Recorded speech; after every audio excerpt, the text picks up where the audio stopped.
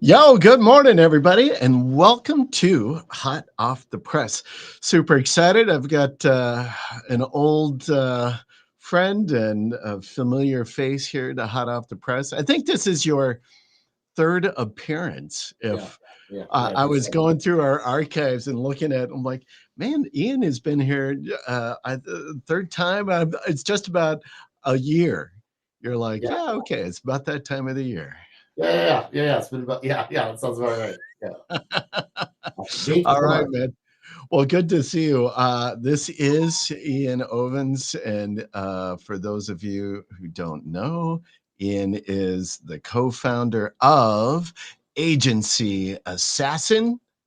Love it. And I loved when I was like just kind of prepping. I'm like, oh, look, we even have what's going on here? Yeah, I love to see that. But yeah, go check out Eean and Agency Assassin, see what they're doing over there with CTR and all of the fun stuff.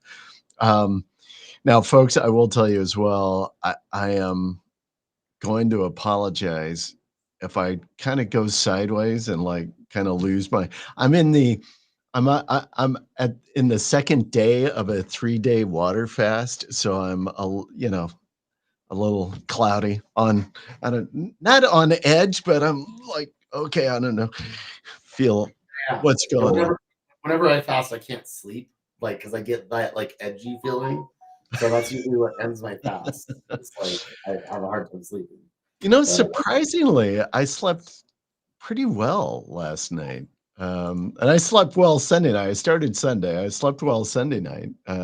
Yeah, I don't know. It was so crazy, but when are you done? what's that? When are you done with the fast? Tomorrow. Okay, cool. Yeah, Good yeah. luck. So Yeah. yeah, I know, I know. Now I know you're kind of do a bit. We'll go sideways here just for a minute. I know you Yeah. kind of dig into some health, and you're health conscious. You think about it anyway. I don't know. Yeah. So I mean, my biggest thing that I do is I'll do like 18-hour fasts, and I do CrossFit. Like, usually I'll do that about 14 hours into the fast, and then I'll stay Mm, fasted until 18. And I yeah, don't know if that's the reason why, but like I have like zero plaque score, soft plaque score. I have zero, like my nice. heart is absolutely perfect. I have absolutely nothing. I have a bad diet. But I think that like doing like high exertion on fast is the reason that I have clear arteries. So Nice. yeah. Yeah, good for you. Works for Good for me. you. Yeah. My issue is I have a horrible sweet tooth. I mean, I could just eat.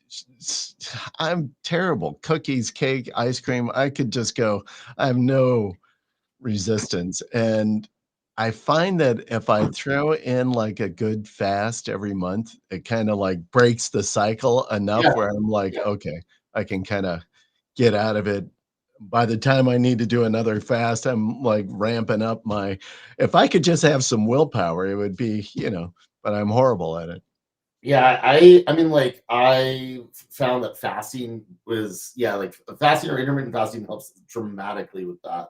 There's Yeah, actually some mechanisms for it, adenosine monophosphate kinase, AMPK, so your yeah, body you're familiar? yeah, Yeah, yeah, so yeah. triggering AMPK release modulates your, like, insulin sensitivity, and, like, a lot of that modulates other, like, hormones that are, like, blood sugar sensitive. And Yeah. so, like, a lot of those, like, are integrated into the dopamine system. So, like, yeah, you get to where you literally are in a cycle of needing sugar, like, and it's stimulating dopamine. So it's like, It, a it little, is, yeah, yeah. yeah. Yeah, and It's an like I'm addiction. trying to kick it, and Yeah, I do intermittent fasting regularly. I mean, that's how I just kinda live my life. I've got like an 8-hour window that I always, will eat and, but anyway, well, yeah, uh, it's awesome. all good stuff. So, folks, by the way, like, follow, subscribe, all of that fun stuff so you get caught up in the latest and the greatest, and then as well, any comments, or questions you'd like to throw up to Eean, just throw them into the chat on whatever platform that you're viewing on.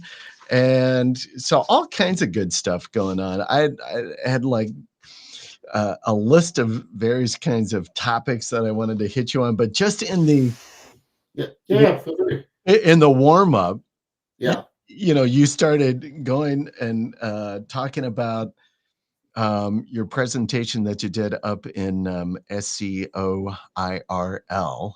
Yeah. You're in Toronto with Steve Toth, which I regret. Steve was just on the show actually 2 weeks ago. Um, Cool.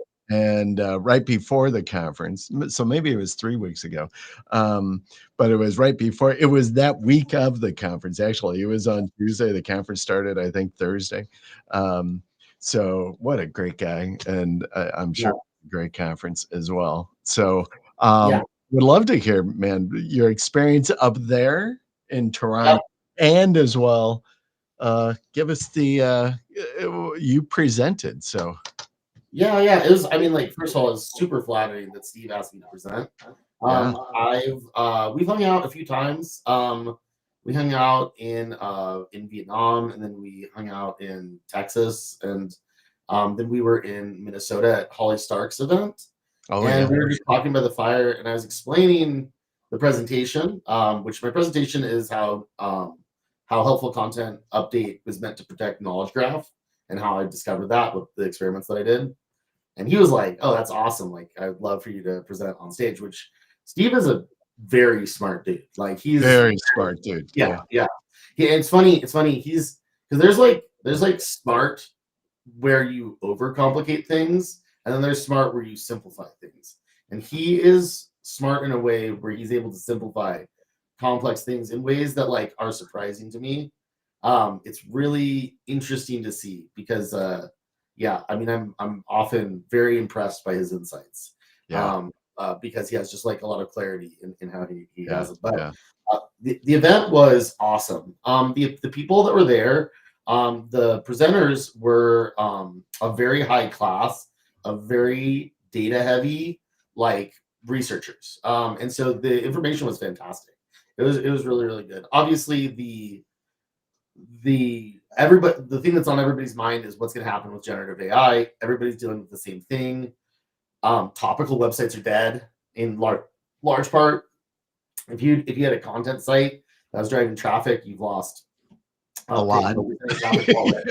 Yeah, Yeah. that's happened already.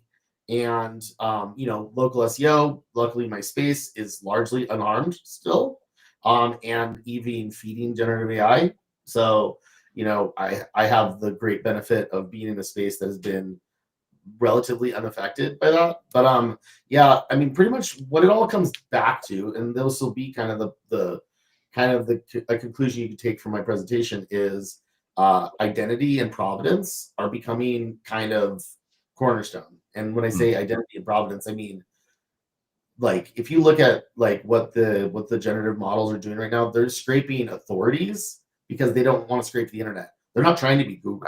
Right. They're only looking for what is the most authoritative, qualified information to scrape. So it's Reddit and high New York Times and whatever else.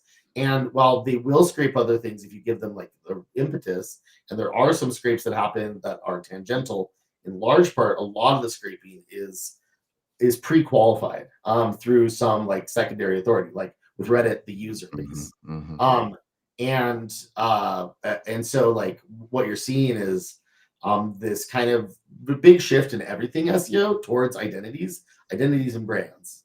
And the reason why it makes a lot of sense, which is everything else can be synthetic. If you Mhm. have an identity or a brand, then there is that brings with it like some providence of like that, like an idea or a thought is real. And so as everything becomes generative, these identities become way more valuable. Anyway, I think that was my takeaway. I don't know that other people would verbalize it that way, but that was mine. Yeah. Nice, nice. Yeah. Uh, so what was your presentation? Do you wanna roll through? Can you Yeah. share your Yeah. presentation with us? Yeah. If I take it fast, it's about 30 minutes. If I take it Alright. slow, it could be an hour. But I'll go kind of quick through Yeah. it. Well, why don't you roll through? I might interrupt and throw some questions anyway, so Yeah, sounds good. that's All kinda right. what I do, but Okay. So my presentation is how I broke knowledge graph, a case study, and I get what I deserve. Spoiler. You know who I am, co-founder, agency assassin. I've got 2,000 Google Maps locations under management. I've got data from 6,000 campaigns. You know, so what do we know about knowledge graph? So Google's knowledge graph in specific, because there's lots of knowledge graphs. You know, ChatGPT has a knowledge graph. You know, lots of different businesses have knowledge graphs, use knowledge graphs. Mhm. I'm pretty sure that Google, that like ChatGPT uses a user knowledge graph to gain information about a user. They use it to synthesize it and condense it so that they can save context. In other words, they don't want to do massive context on user sessions because it's super expensive on tokens. So they're likely to use a knowledge graph to reference information about a user in order to Mm. avoid token costs and save money on inference. But knowledge graphs essentially are just ways that data is related in a graph, which is essentially just a listing of different data points that have relationships. Hmm. All right, so then I'm going to go through like some history of knowledge graph here. So Google's knowledge graph is a product of their rank brain. They initially Right. did release. Actually, no, they actually did start knowledge graph before rank brain. So knowledge graph started in 2013. So they first started to gather this, and they're using semantics like Markov chains to analyze like entities and identify entities using data science before rank brain. Rank brain was the first time they used machine learning. So rank brain was 2015, and at that point they started to use machine learning to identify entities by processing large amounts of text and figuring out how to like Right. identify topics and stuff. And then they started like creating relationships between those, and then knowledge graph started maturing a lot after rank brain. The first time that Google implemented their knowledge graph as a ranking factor was, to my knowledge, and I think I've got agreement on this. I've talked to some other really smart experts, but it was Hummingbird / Medic, 2018. So that Mm. was the 2018 update, where your money, your life penalties came in that were based upon knowledge graph. So basically, if your website didn't have entities that were connected in a way that it was authoritative, meaning you just had like a page that was like, come get a discount appendectomy. They were like, oh well, maybe this is gonna kill someone.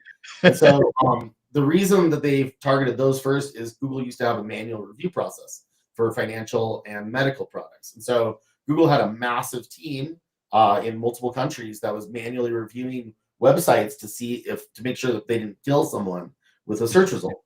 So even though the cost of inference was really high back then, they're spending a lot of money. It was a huge cost savings to do Medic and to basically utilize knowledge graph entities to establish safety standards for websites based upon with financial products and medicine.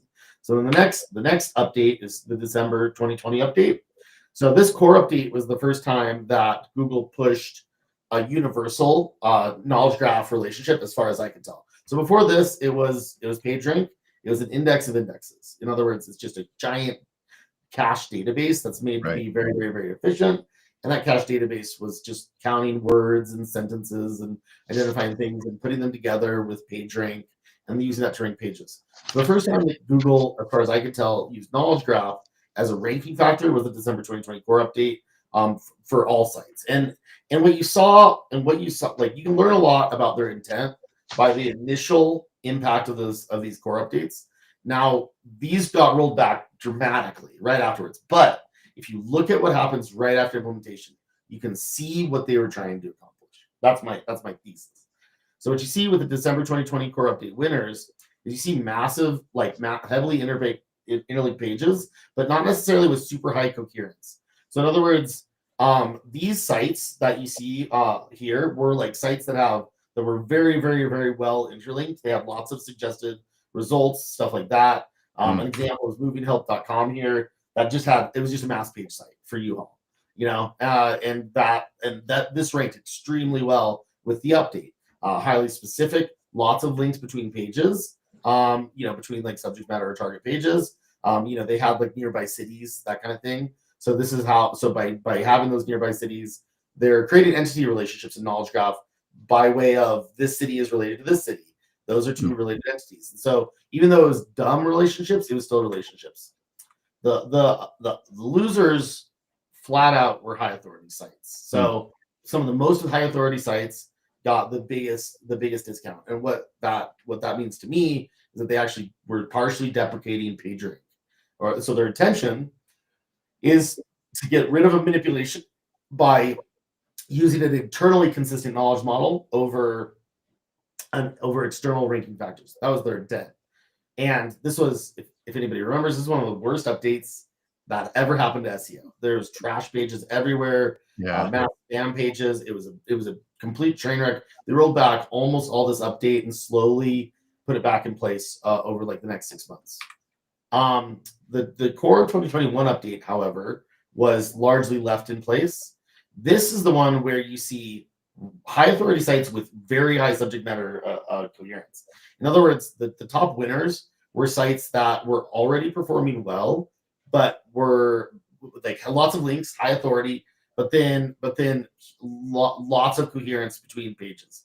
So you look at like Dun & Bradstreet, like those, like Dun & Bradstreet is, those are going to be related businesses. So all the related businesses in the same industry are relating to each other. Dictionary.com is related words. Goodreads is recommended books based upon a book. Urban Dictionary is related terms. New York Post is related articles.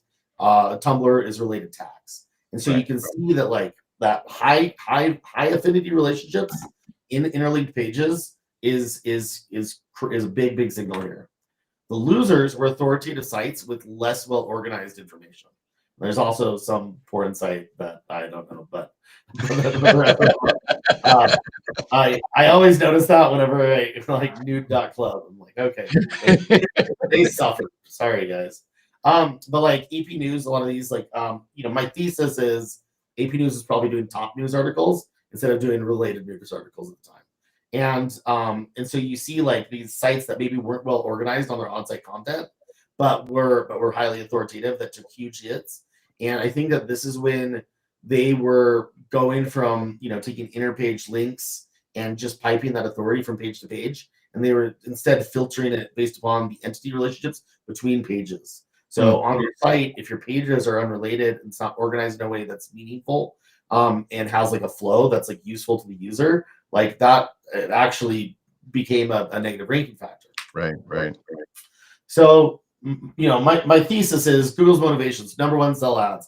You could argue number one is produce quality results. I think that those two are always at odds with one another. They're either trying to sell ads or they're trying to improve quality results, and whichever one is suffering the most gets the priority. If their ad sales are down, that takes priority. If their quality is down, that takes priority. And that's just like going on over years and years and years. You see it with the way they've rebuilt their first page, the above the fold on their SERPs. Now I have to let me ask you a question. So I think it's funny you kind of mentioned that this stress, we'll say, or tension between ads and quality search. Do you have any idea? This, just as you were talking about it, kind of made me wonder. Do you have any idea where they make more money in leasing out, so to speak, the search on third-party partnerships or relationships, or on their ad? I actually do not know the answer to that.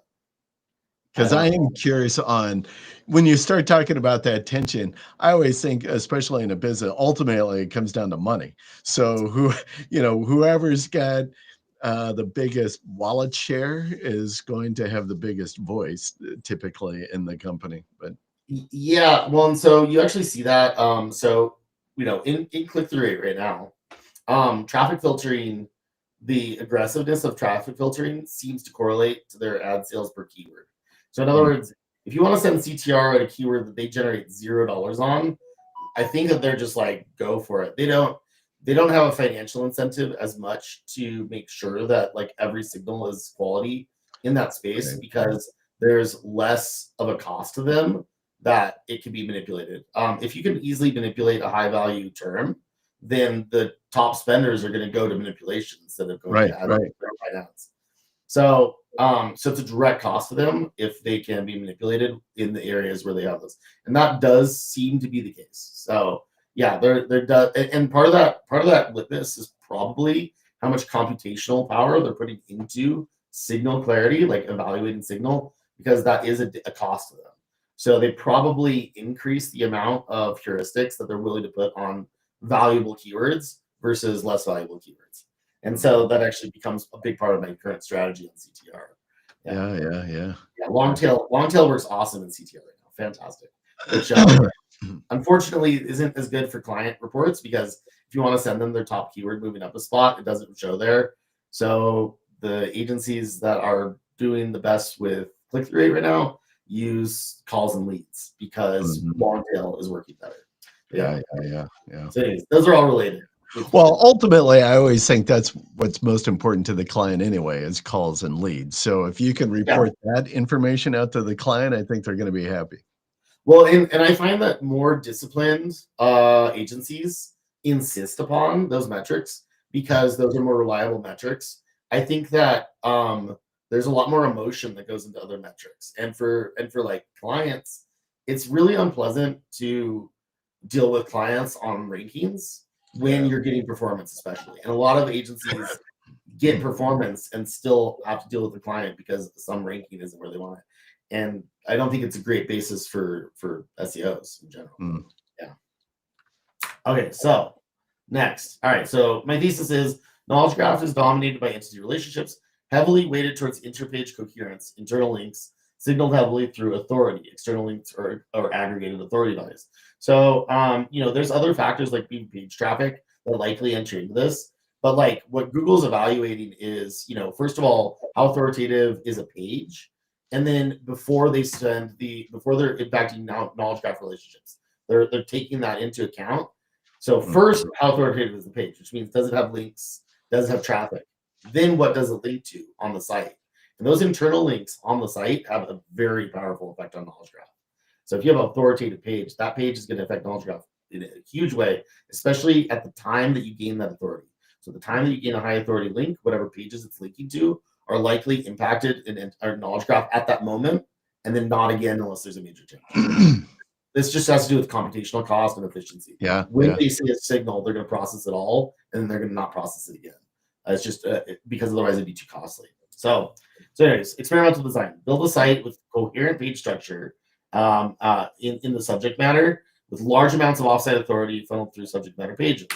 What does that look like? So what we're doing is we're targeting EEAT. This is what EEAT is. EEAT is how, as far as I can tell, it's complexity and depth. Your brand, how complex is the signal related to the subject matter that you're interested in, and how deep is it? And the reason it's complexity and depth is this is a net measurement of investment over time. So Google's EEAT, in my opinion, is a net measurement of investment over time. Why do they care about investment over time? Because they're trying to qualify their signals because it's costly to process them. So what did my experiment look like? So the goal is to manufacture EEAT. This experiment was right after the 2021 update. So I should say we worked on this design in January of 2022, and we released a 100-page website where we built 100 pages. Surface score was 75 plus. Each one of these pages had 2 news links and 125 Web 2 blogs, cheap, crappy blogs pointing to it. And basically, this 100-page site was all linking up to about 4 major pillars. These were like Denver SEO, Denver local SEO, Denver something else. Like these were all SEO related terms. And then all of the supporting content was related to those terms. So we clustered every one of our targets with all of the major related terms, and then all of our supporting content was related to those things.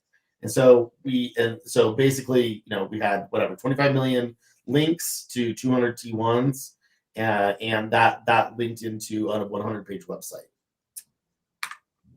So basically, overnight, we went from 0 to basically, almost 700 traffic and Ahrefs on all of the Denver SEO terms, taking out hundreds of agencies like instantly. This site had never been worked on before. We didn't build any links or anything. This was all basically overnight. So when that traffic launched was in February. It was about 4 weeks after we launched, or actually less than that. After we launched the content, we instantly went to top rankings. So as far as this, I believe, because in this era, I believe knowledge graph is a dominant ranking factor. On top of there was link authority and everything else, but I think that this is what I saw after the core update 2021 as a weakness, and so this was an experiment attempting to take advantage of that. Well, we did really, really, really well until you see that cliff. It falls off there towards the end. Yeah. That is September 13th, 2022. And that is the day that helpful content update. Are you sharing? Hey, real quick, were you sharing your screen or no? You can't see my screen? No. It shows me sharing it. I had it. Really? Yeah, that's why. Oh, here we are. Wait, now I can. There we go. Okay, well, all right. So let's go back. Most of this isn't all that important. I did cover the core update. I didn't recognize until you just said, and now you can see. I'm like, no, wait, we don't see anything. Yeah. Okay, so, yeah. So then this is the experimental design, and so this is the result. So basically, you can see, like, I mean, it's absolute blast off. Yeah. There's no graduated growth. We go straight to top rankings. And so like the traffic, like 700 traffic, we were getting between 5 and 10 very high quality leads a week from ranchers and corporation owners and people like looking for venture capital who were in projects. Like these were very, very, very high quality leads. And then so you see like so that launch up, and then our fall off is September 13th. So that is on the first day that helpful content update was released. We lost like 80% of our traffic on that day. So what is the hypothesis? Knowledge graph entities are impacted by link authority and other authorities such as page traffic and organic. The degree to entity relationships being adjusted to brand entity involves brand affinity to source. That's a really bad way of saying it. I should rewrite that. Basically, affinity between entities on pages affects how much they're manipulated or adjusted in knowledge graph. So if those entities are closely related page to page, then there's a high degree of change in the knowledge graph that's associated with that topic. So if you have an internal link going to a page and it has nothing to do with the other page, you get very little impact on knowledge graph, very little impact on those entities. But if they're highly related pages and you have a highly authoritative page on your site that's linking to another page, that's going to impact knowledge graph a lot more significantly. This leads to an exaggerated capacity to influence brand entity to subject matter entities on site. Why? Because your site has high brand affinity. So on your website, you can manipulate knowledge graph related to your brand entity dramatically. This is why helpful content update exists. Helpful content update was explicitly created to protect knowledge graph entities from being manipulated with site content. So site spam is highly influential in knowledge graph, and links to pages can be used to supercharge it. So how does this relate to Google Maps? So this is the associated click-through rate campaign that I did. So we actually the rankings on the SERPs preceded our rankings on maps by about 30 days. It's a little less than that. It's a few weeks. And I actually have a thesis about that, which is that maps used to have a child model. So they were impacted by knowledge graph starting with the 2020 update. That was when you started to see website snippets on Google Maps. So if you made like website changes, those would show up on your Google Maps listing starting in the November 2020 update, I believe. So at that point, you get like their website mentions, on Google Maps. However, they were delayed really, really heavily. And I think this delay was actually because they were testing like how knowledge graph impacted Google Maps. Because they were using like a child model, as far as I could tell. It wasn't directly that knowledge graph plugged into Google Maps at this point in time. However, after August 2023, so this is 2 years after doing my experiment. We have, at this point, this website is still in a barren wasteland. It has a helpful content penalty. It does not rank for anything. We haven't done any work on it either. We have left it alone for 2 years. The August 1st, 2023 update is what I'm showcasing here. And that update, August 1st, is when it was implemented everywhere. They were testing it before that, so they like progressively tested that update for during the month of July, but it's official. But when it went out in full was August 1st. So what you see is us suddenly ranked number 1 for a term where we've been doing click-through rate on this for years. However, we gained top rankings in all of our terms instantly on when this update went into effect. And so what does that say to me? Well, it says a couple things. One is my thesis is knowledge graph is a ranking factor on Google Maps. 2 is that knowledge graph is still affected after getting that penalty. So I was able to invade knowledge graph and manipulate it, and that manipulation is still in place after getting the helpful content penalty. Now, this has to do with how machine learning models work. They are good at learning. They are not good at unlearning. And in fact, you can't jump in and start manipulating these entity relationships without having unknown effects on the model. So you can't just go in and just change nodes and stuff like that because they're highly interconnected. Denver, like this agency, it might be connected to unrelated content. If you go in and you start to change relationships, it might affect other agencies or other search. So knowledge graph, my theory is knowledge graph entities remain affected after an HCU penalty, indicating entity relationships remain altered. This is a vulnerability. I don't have a ton of data on this, but I do. There's a lot of people who are aware of August 1st, 2023 being a time where websites became much more effective at ranking on Google Maps. I 100% think that's the case. The next time, again on September 2024. So last year, the September Google Maps update, people with thin websites got really hit on Google Maps. Thin websites not impacting knowledge graph. I believe that these are adjustments to knowledge graph as a signal in Google Maps. So knowledge graphs output metric, so-called EAT, is a net measurement of trust, identity, and investment into a brand. Complexity and depth are a way for Google to evaluate investment and therefore reliability of a signal. Google uses these to safeguard their weights in order to identify which pages will be read, which traffic will be counted, and which listings will gain prominence by evaluating that complexity and depth. That complexity and depth validates other signals. So Google, out of necessity, has to favor first pass invalidation of signals in order to optimize the reading and storage of data. So basically, when Google first sees a signal, this is like kind of like the management theories where you only pick something up once. As soon as it's in your hands, you fully handle it before you put it down. It's like a way to efficiently deal with something. Well, since Google has 1 trillion events a day or something that they have to figure out something to do with. And if they were to try to process all 1 trillion of those events, they would bankrupt themselves in data costs, in power costs, in data needs. And not only that, but their quality of the results would get worse because they'd run out of resources before they dealt with the most important signals. So Google has to invalidate most of their signals the first time they see them. They have to. And then and how they do that is through knowledge graph largely.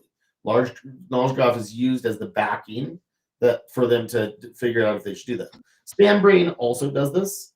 Spam Brain looks at content to determine how spammy it is, and they will evaluate that probably with domain scores to figure out if they want to actually crawl data. But as soon as they crawl data, it gets into their model. And once it's in their model, it's over. So as far as knowledge graph goes with maps, this is actually this is a very weak listing for reviews, no citations for painting. And while I was able to rank it for painting, I'll be honest, this is not ranking for painting any longer. This volatility has to do with them not trusting the listing. So this part right here is just straight up signal invalidation. I'm sending a whole bunch of traffic. It's ranking too low. Google says, no way, we're not even gonna process it. Doesn't even make it into the model, which is why nothing changes. Here we figure out how they're evaluating these, and we start interacting with that to basically prevent them. It's essentially, if you send too much low ranking traffic, they know for sure that it's a problem. So here we start figuring out which searches we should be interacting with based upon their ranking, and we start interacting just with the good ones. And the data starts getting into the model, and we start seeing our surges of rankings go up and up and up until we get all the way up. So here, what you're seeing over time is traffic getting into the model over time. Here we're getting a bunch of traffic in. Here we got a bunch of traffic in. Here we got a bunch of traffic in. And as we get more and more traffic into the model, the rankings go up and it gets more stable. This is because the historical traffic is probably another ranking factor, and it probably impacts some trust score on Google Maps. So historical, which makes sense. If a business was getting traffic a year ago, it's probably a more trustworthy business. However, this method is also not working because that business is not authoritative enough. But in the past, this worked. So traffic history is a trust factor on maps, and the source is me, and I sell traffic. So, it's a very convenient. It's a very convenient theory for me, but I also think that it's true. Just calling it out there. Yeah, and we actually ranked for some more competitive terms. Again, none of these are ranking right now. I've done some recent experiments with some different traffic patterns that seem to be working again, but it's still not consistent enough. And you just see Google more and more relying on these like complex and deep trust signals to evaluate, especially their most expensive keywords. So oh yeah, this is the thing here. So this was me adding some new interaction types, which was I was doing driving directions instead of just doing clicks to the website and clicks to call. So here we were doing a lot more driving directions, which is just on listing interaction rather than conversions. And so that was just basically adding interaction and like interaction depth on the listings. And so it's another layer or type of data or interaction that I would say is another trust metric. So again, the more complex signals that you have, the more different types of signals that you have, the more that they're trusting those signals. So you really start to see that like right now, the meta in SEO is not just do the things that you think work, it's do everything. And that's pretty consistent that the agencies I'm seeing with the most consistent results tend to be larger because the larger agencies figured out process. They run process very cleanly, they're very consistent with it, meaning they're hitting all the signals every time. Those people also happen to be my best customers because when they're doing that, it validates my signal the most. They also tend to be reporting on calls and leads the most because the largest agencies tend to do that. And those are all the factors for people liking my software. Okay, so we're looking at interaction as a trust metric. The more different ways that you can get this, if there's anything that the client is missing, they're missing photos, they don't have many reviews, they're any of these things, you want to go after whatever they're weakest in. And you can tell them whatever they're weakest in is almost definitely a factor because Google is looking at this combination of factors. If a client is not willing to get reviews, they might not be a good client anymore. This is going to continue in the future even more and more. Additionally, creating like user-generated content for themselves, taking photos of their business, stuff like that. All these things are things that like educating the customer becomes more and more important because it's broadening that signal. The wider that signal is, the easier it is for you to do SEO. So the next hypothesis is knowledge graph qualifies signals. So this is a business, this is a restaurant that is very, very good at their signals. They've got pages and pages and pages of third-party content, reviews. They've got everything. It's very, very aggressive. They're actually a Nepalese restaurant, but we rank them for Indian food. Why? We were able to rank them for Indian food because their brand is so authoritative that Indian food and Nepalese food are seen as related entities, and we got a pass because it was such an authoritative brand. It was so brand heavy that basically overnight they ranked for these terms. They stayed ranking for these terms. They still rank for these terms. In addition to that, so this is Indian restaurant near me. This took a couple months where we got them ranking, and this has so much to do with knowledge graph though. It's just like makes it so easy. Like this one, you can see how steady this chart is relative to the noise of the other chart. Right here, this is actually Google's A/B testing, but we actually defeated their A/B testing right away. And then after that, the growth is very linear. It's very like until it maxes out where they're in the map pack.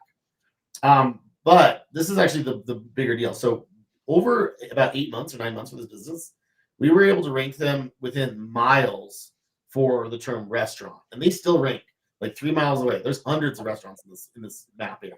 Yeah, I would imagine. Yeah, so this is a 4 mile by 4 mile area, 16 square miles inside of a dense suburban area. They rank number 3 within 3 or 4 miles. So I mean, like, I don't know these people, but I'm putting their kids through college.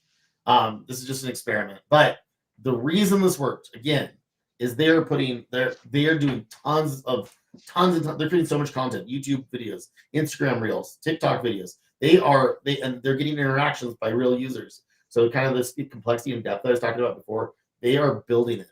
So I just send traffic to it on top of that. You get stellar results. This is kind of the game right now. Yeah. So they've stayed at the top since getting up there, starting in the 50s.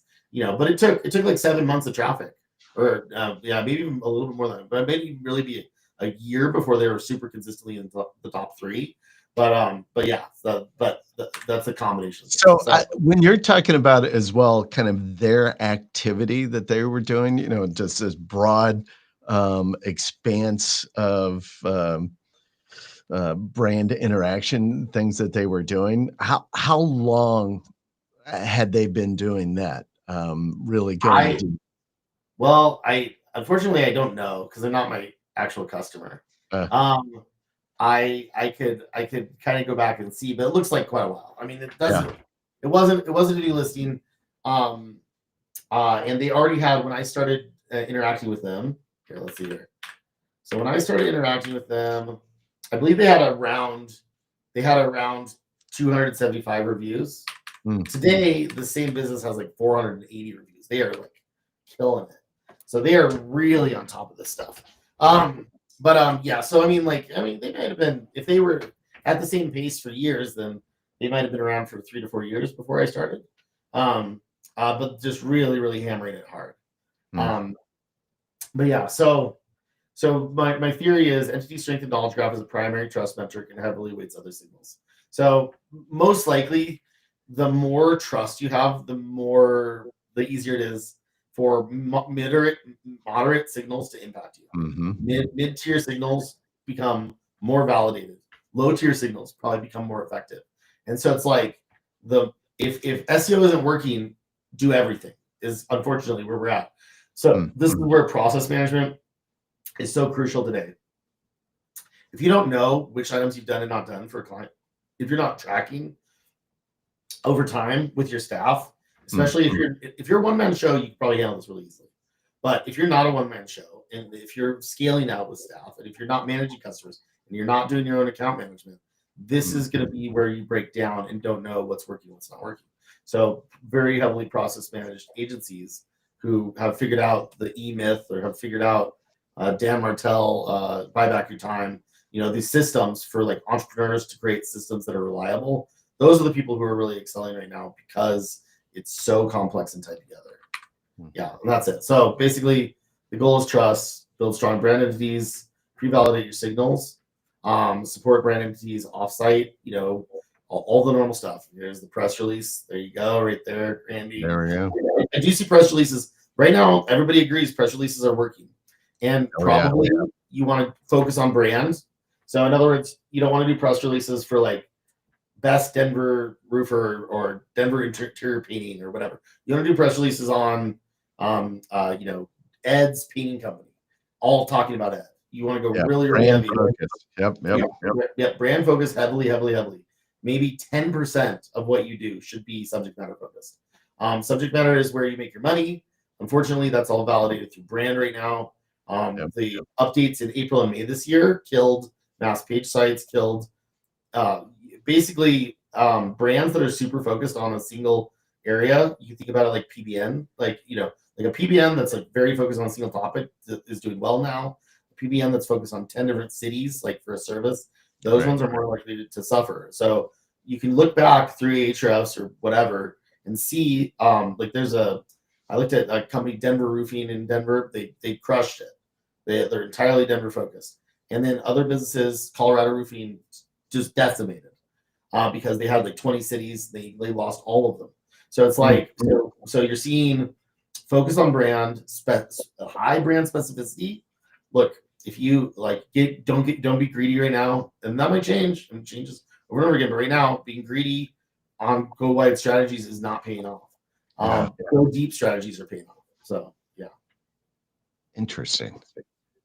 Yeah. Well, I especially think I've been telling people this for a long time in regards to brand, about going deep on brand is so critical.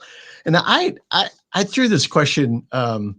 Uh, Craig Campbell and I, we've had this conversation a number of times on our Monday show as well. And I'm curious on what you think about this in regards as you've been kind of rolling this theory out. I think it's more difficult for a new brand to gain traction in a competitive environment with older brand. So if you've got, so like in some of the examples you gave out, if I was Denver Roofing and I've been hitting it hard and I've been and my brand is expanded and I've gone deep in this thing, but now here comes Randy's Denver Roofing, right? And I'm just launching this as a new business. I think it is incredibly difficult for a new brand to get fast traction, meaning, and I don't know, a few years ago, you could kind of like, hey, here comes a new website, and you can go deep into all of a sudden jump into the local SEO pool, and you could start having some momentum with that. I think it's much more difficult now. So yeah, there were a lot more hacks that worked before, and there were a lot more, like, you could follow certain playbooks, but those playbooks were not obvious.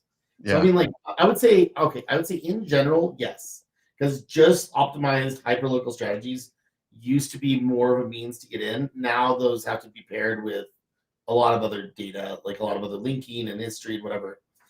I think Google is a little bit agnostic in terms of, like, I don't like, history is definitely a factor, but I think Yeah. Google is still looking for the best. So I think there's still room to be an insurgent force.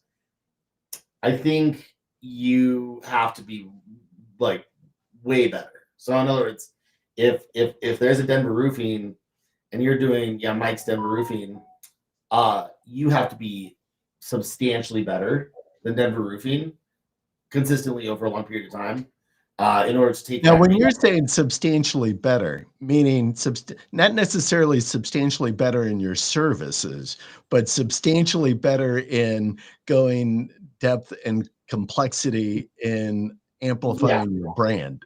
yeah, I would say, like, rate of reviews, Yeah, amount yeah, of content, networking with other businesses to gain local high context links, SEO strategy in general, on-site yeah. strategy, social media, public social media content, social media interactivity, like stuff like that. I mean, like, probably a small number of really popular Reddit posts could boost up a shit business into the number one Yeah, yeah. right now. But those are really hard to do because of the user filtering that takes Right, place. right.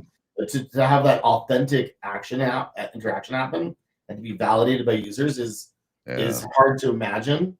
But in the situations where you could imagine it, where some business becomes famous for doing the best thing, or they do free roofs for old women who right, are right. and it becomes a personal interest story and it goes viral. You could see those things catapult somebody into the spotlight, and that work with Google's ranking models right now for sure. But it's like you have to stand out in so many different ways. But that would be a way to stand out. Going viral that way would be one, because you're likely to gain traditional media links. You're likely to gain social media interaction. You're likely to get shared widely on social media and have, again, like maybe those Reddit, like high interaction, like Reddit posts about your business. If you go viral in all those ways, I think you can do it instantly and overnight. That's hard. That's lightning in a bottle. So it's like, for the Yeah, majority of people, it's about process and effort over time. You yeah, know. yeah.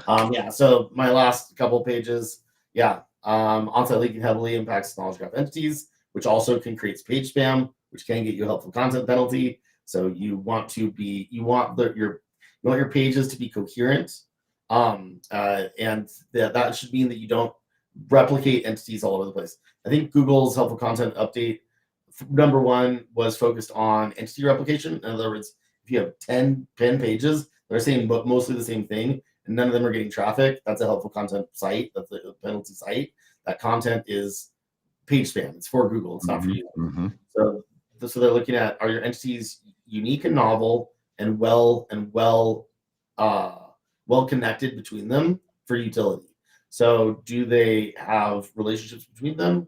Do they network well? And do they get traffic? I think is kind of the stuff that Google's looking at to discount to not get to avoid a helpful content penalty. Helpful content penalty 2 is different. Helpful content penalty 2 is, are your subject matter entities more authoritative than your brand entity? And this is I made this argument to I wish I could remember her name. She was very, very nice. She's Steve Toth. She's Steve Toth's friend. She's friends with a lot of the executives at Google. And I had this argument about this, and she ended up agreeing with me. But at first she was a little resistant, but she ended up agreeing. It was targeted towards if your subject matter entities were more authoritative than your brand entity, meaning your content first site. So if you were like bestoutdoorbackpackinggear.com, and even if this was your number one passion in life, but you just talked about gear and you never talked about best outdoor backpacking as a brand, and that was not your emphasis, you got annihilated. Helpful content penalty too. I was gonna say you were gonna get tanked. Yeah, so that was the second one. That's 2023. That was September 2023 Yeah. that all those sites got knocked out. Matt Diggity's entire business model was basically destroyed. And when I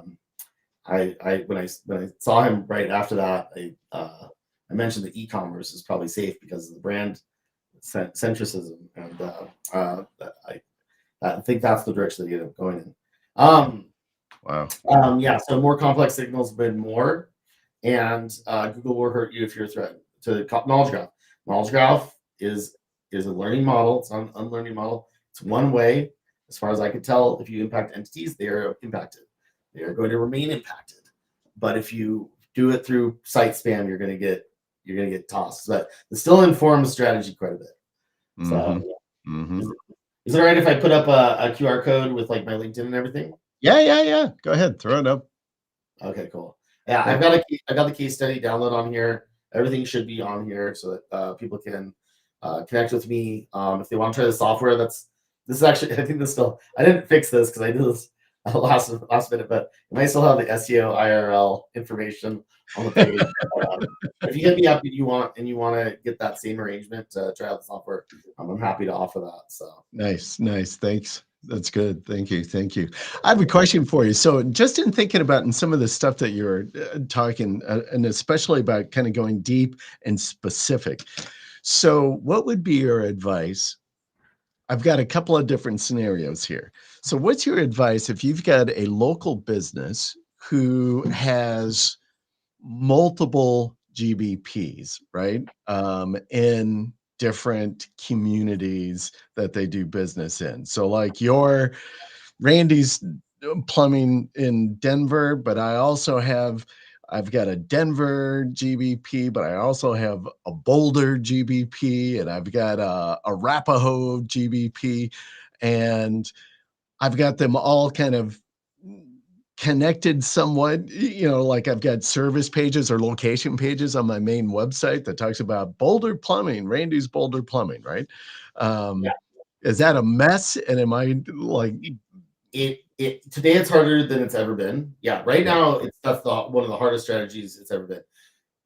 Essentially, as far as I can tell, how Google's transmitting that authority is it's not replicated from business to business anymore. It used to be so in the past, if you had a super authoritative brand and you had like 40 locations underneath it, they would all inherit quite a bit of authority from that authoritative brand. right? That does not seem to be the case in very large part anymore. Each of them seems to be its own entity, and therefore it needs to develop its own authority and its own like brand authority. Like, so in other words, every location has to have its own brand. Like it has Would to you then pull, would you go as far then and like essentially pull, if I was Randy's Denver Plumbing, would you like say, okay, Randy's Boulder Plumbing, you've got to like completely separate that out, a whole new website, whole social platforms, everything? in some ways it would be easier to do it that way, but I don't think that's necessary. I think that you can do Randy's Plumbing / Boulder and then have essentially an entire brand underneath that directory where you have specific content relative to that business, where you're talking about like human interest or showing jobs. If you've got jobs that are all in Boulder that are under that, and you've got customers and you've got like individual like relevant information for that location. Right. I think that is something that is fully possible. I think it's easier to identify to optimize for a single brand on a single website.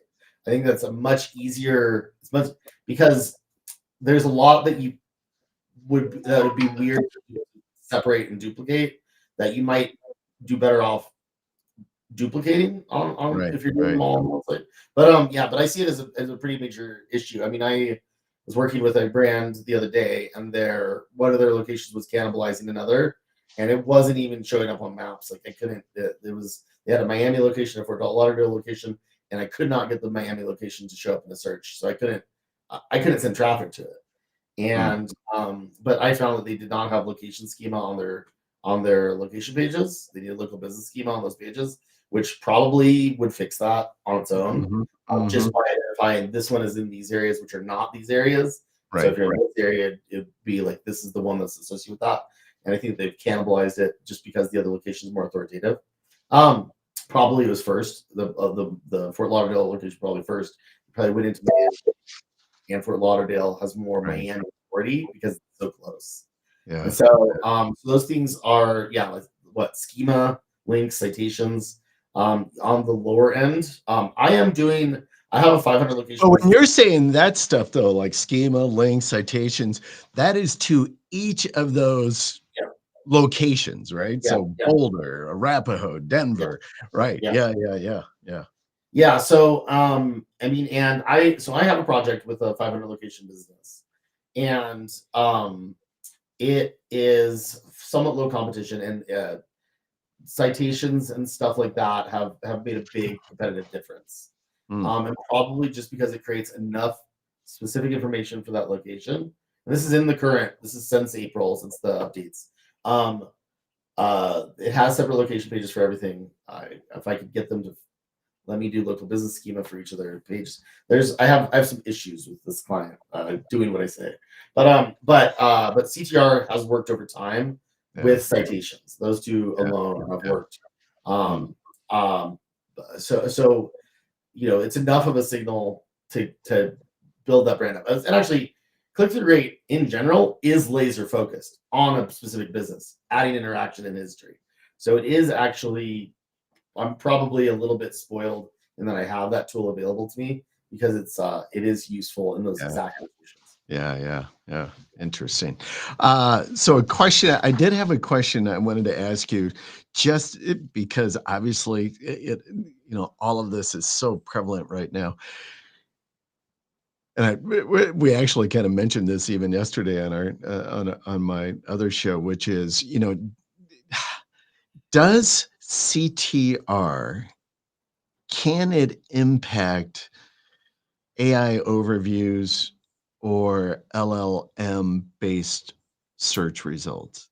So more than likely in the overviews. Well, there's two ways. So one is the overviews reference Google search. So if you rank highly in Google search, there's certainly going to be times where you show up there. The second way is in overviews themselves through user interaction. So Mm, I have seen some data showing that user interaction on LLMs is affecting their local knowledge graphs. So so I've seen tests where some of the LLMs were affected by users giving information to the LLM over time. So this makes sense if they're trying to be like adaptive and responsive. mhm, They mhm. need some sort of real world truth test, and users are a good one. Um, so more than likely, click through.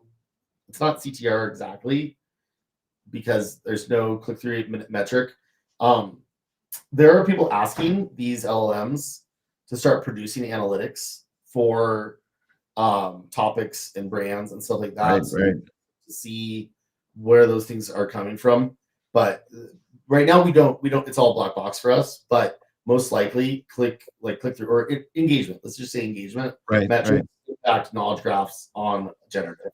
Yeah, yeah. That's well hypothesized, somewhat tested. I haven't tested it myself, so I have. I'm not going to say first party, I'm not going to assert it, but I have heard that that's the case, and Yeah, yeah. I just sometimes question other people's rigor with their experiments. So I don't. Well, I know you're pretty rigorous on it. Yeah, yeah, Do you think that and maybe I restricted it in saying, in regards to click through, but even how about even if it was just clickless impressions? So if all that I so, would do would be like go and do a search, for Randy's Plumbing in Denver. Didn't click, but was just doing various kind of brand Yeah. variation searches. Well, so that 500 location business, I'm not doing click-through rate on all of the locations, but I'm doing branded search and it's affecting all of the locations. So all of the locations are showing up in with branded searches from me. As I've run branded search to other listings. But you're Uh, not doing, are you doing clicking or are you just doing branded searches? well, so they're affected by impressions only because they're Yeah, not campaigns that I have like I'm not sending traffic to these listings. yeah. So some of the listings I'm sending traffic to, some of them I'm not, but all of them are getting impressions on brand. And I have seen rankings improve universally. So on listings that I'm not even running traffic to. But this brand is now getting I don't even know millions of searches a year now. And so that seems to be having an effect. Mm, So there's two ways that you could kind of answer your question. One of them is yeah, like with that, which is like non-converting brand search. Another one would be direct traffic. And direct traffic for sure it's not going to correlate back to a specific keyword, but it definitely works into a trust profile. That was what the driving directions data point on that one listing was showing. right, Those are right, direct traffic right. instances. So adding interactivity adds trust to the profile. Oh, apparently I don't know how I just did that. Wow, I we got the big I broad don't know. view now. I have my camera has like AI, but I'm in Linux and I can't zoom it in. Oh Uh, well. Yeah, so I'm stuck like this. I'll have to figure it out. Yeah, yeah, so um what was I saying? I can't remember where I was yeah, the going. branded searches and clicks or Oh, yeah. So then the other one is direct traffic. Direct traffic definitely adds to the listing, to the like listing trust, yeah, probably just by adding like complexity or depth to those entities. So like there's definitely a factor that like direct traffic has yeah, on interactivity on Google Maps. Now on websites, I do not believe that Google has so Google's GA4 may share some bulk data with Google, but it's not clear how because EU privacy laws are very strict, and those EU privacy laws cover accidental capture to a degree.